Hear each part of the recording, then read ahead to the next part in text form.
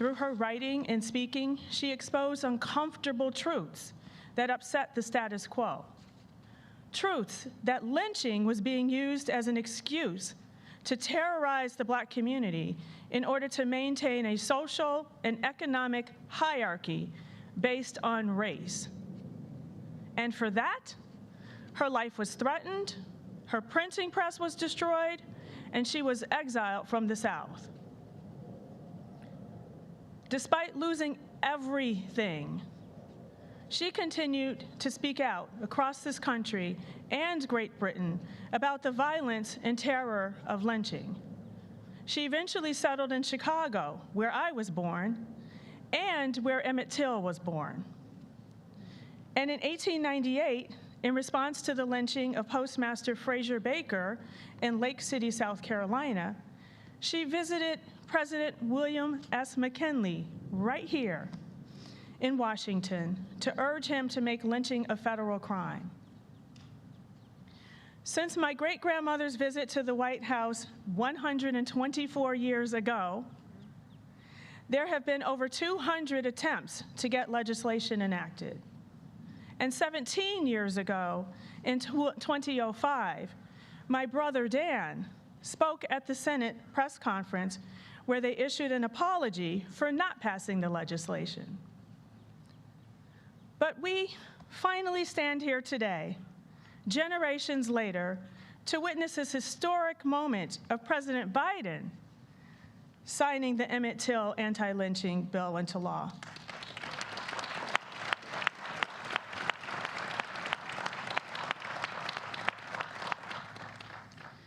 We are here today because of the tenacity of the civil rights leaders and commitment of members of Congress who are here today, and because of someone who was instrumental in this bill when she was a senator, and someone my great-grandmother would especially be proud of. It is my humble honor to introduce the Vice President of the United States, Kamala Harris.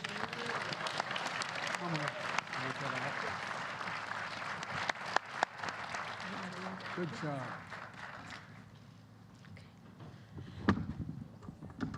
All good. Good afternoon, everyone. Good afternoon. Michelle, thank you for your powerful words. I was so glad that we had some time in the Oval Office with the President to talk with you about the historic day that we are celebrating, but on the shoulders of so many, including your family and you who have written about it, maintaining your family's legacy of speaking truth always. So thank you. It's good to see everybody. President Biden, members of Congress, I have to shout out to the CBC, to my fellow Americans, thank you all. So lynching, well, we know it's a stain on the history of our nation. Since our founding, and in particular, in the century following the Civil War, thousands of people in states across our nation were tortured and murdered by vigilantes. They were dragged from their homes. They had ropes wrapped around their necks. They were hanged, burned, drowned, and dismembered. Often, as the President said, as their families were forced to watch, and as crowds gathered to spectate. These lynchings were motivated, of course, by racism, and meant to cause terror. They were acts committed to secure political and social control. But they were not designated crimes by the federal government. Lynching was not considered a crime by the federal government. Legislation to make lynching a federal crime was first introduced in the United States Congress in the year 1900. It failed. In the 122 years since, anti-lynching legislation has been introduced to the United States Congress more than 200 times, advanced by leaders such as James Weldon Johnson of the NAACP, and of course, the phenomenal Ida B. Wells. Those who courageously knew what had to be done and were undeterred. And when we speak of Ida B. Wells, let's understand the courageous nature of that incredible American who used her skill, her profession, her calling as a journalist, as President Biden noted, to help open the eyes of our nation to the terror of lynching, which speaks, of course, to the role that we have known also historically. I'm going off script for a moment, about the importance of the black press and the importance of making sure that we have the storytellers always in our community who we will support to tell the truth when no one else is willing to tell it.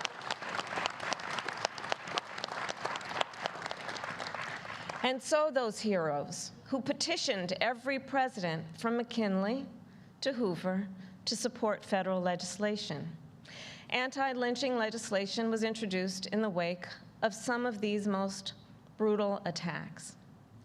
After the murder of Mary Turner in 1918, after the murder of Emmett Till in 1955, and James Byrd, Jr. in 1998, and James Craig Anderson in 2011. And it failed again and again. And again and again, anti-lynching legislation was reintroduced in the United States Congress by leaders who understood that our past must not and cannot be forgotten, that the truth must be spoken no matter how difficult it is to speak, and certainly no matter how difficult it is to hear.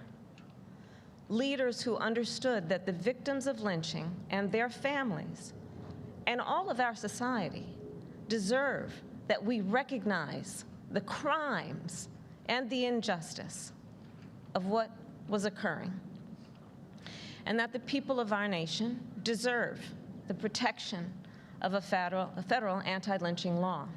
When I served in the United States Senate, it was a profound honor to sponsor, with Cory Booker, the Emmett Till Anti-Lynching Act. And I want to say a thing about Cory Booker. I'm going to talk about him in front of his face.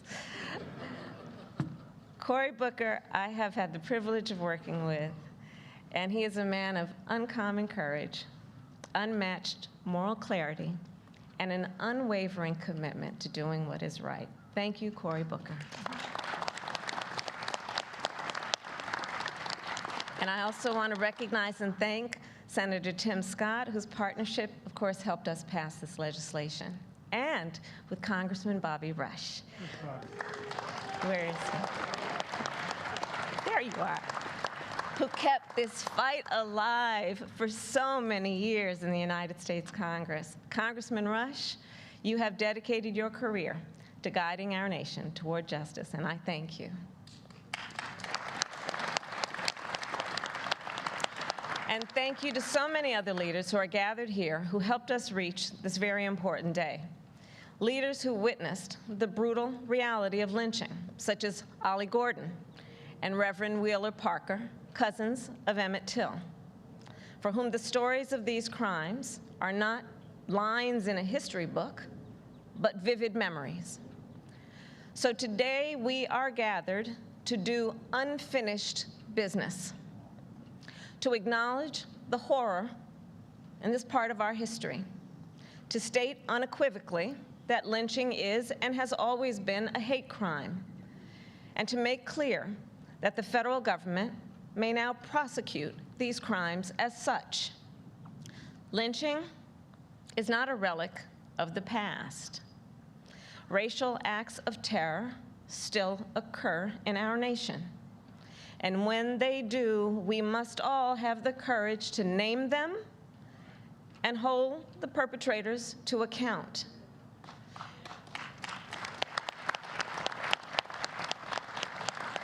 And with that, I'll close by saying this. I believe that so often, and it has been said, the victims of lynching were targeted. And let's be clear about this, because they were working to build a better America. That's what they were doing. It was in everybody's best interest what they were doing. But unfortunately, the cowards couldn't see, didn't understand.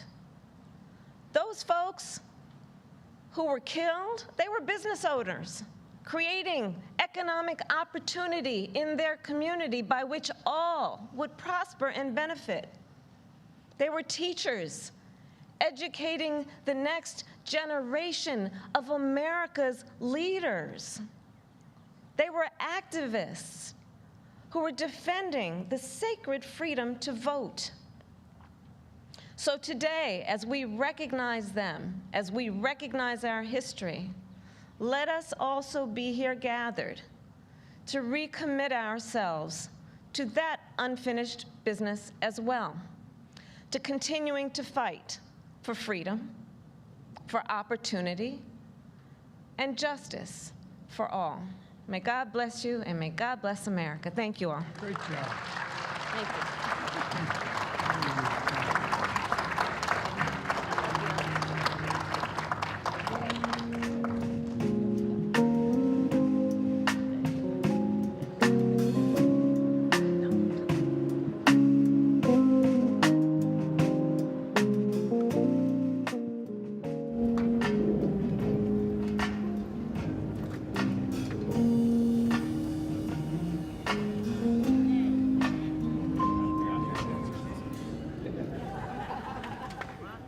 Chapter members, please stand.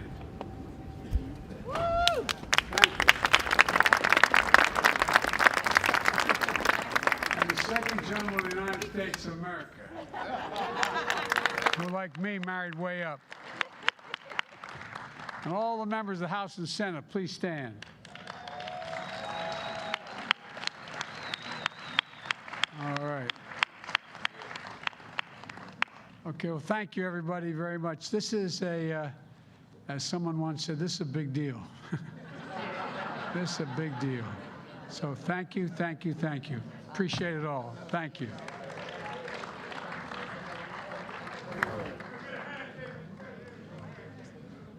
Well, come on over here and get it.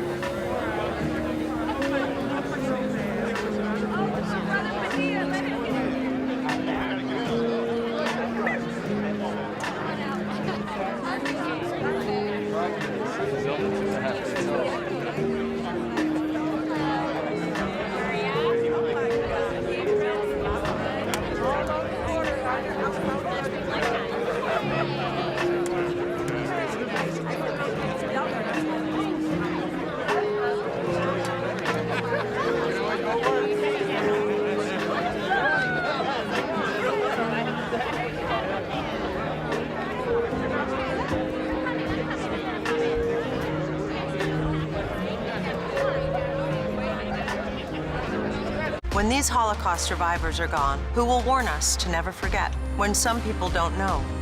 Undeniable, the truth to remember, streaming now.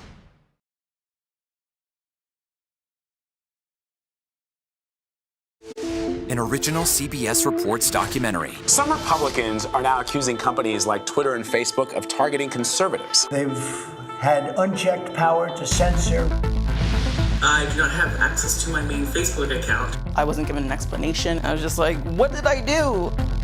It's not okay to shut down my voice simply because it's not the same as yours. How those rules are enforced is something that the rest of us know very, very little about.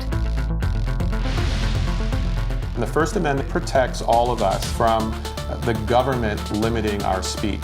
The companies have the ability to decide what speech they will allow. They're not the government. An original CBS Reports documentary, streaming now.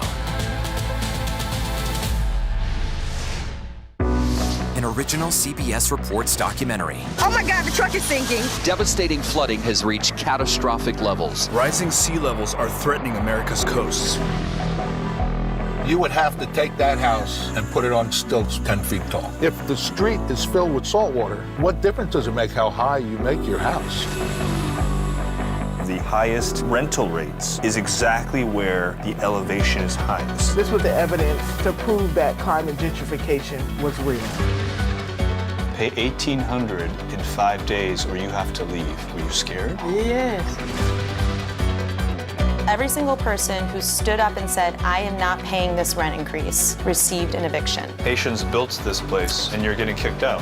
Yes. An original CBS Reports documentary streaming